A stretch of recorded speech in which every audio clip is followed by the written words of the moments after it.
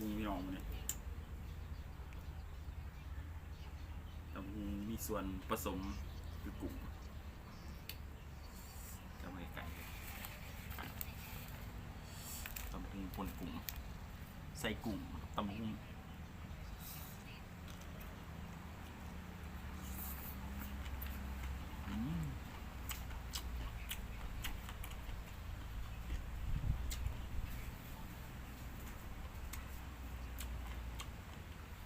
ตำมะฮุ่งกุ้งสด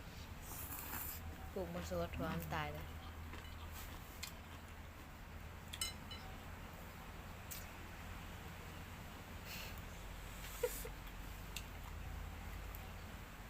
จะไม่ไก่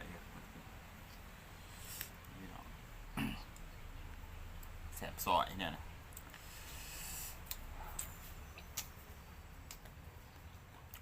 เฮ้ย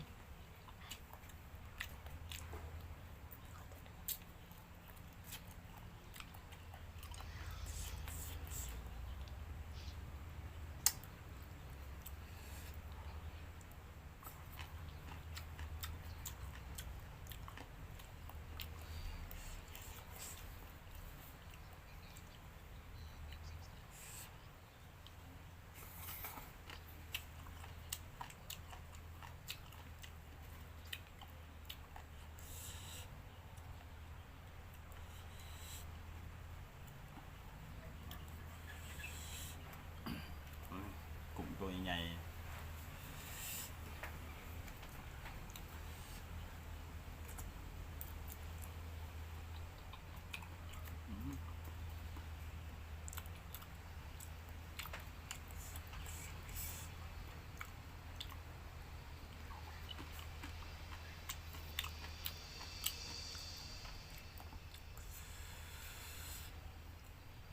เผ็ดเว้ย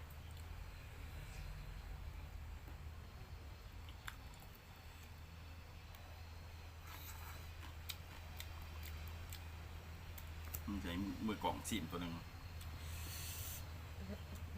ชิมน้ำหนังบ่โมชิมหนัง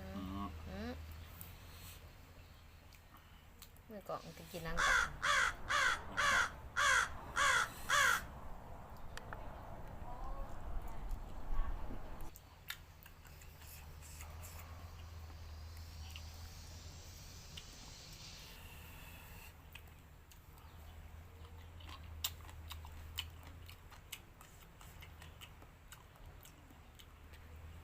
โมพีทีเนี่ยได้โมพีเต็มเลย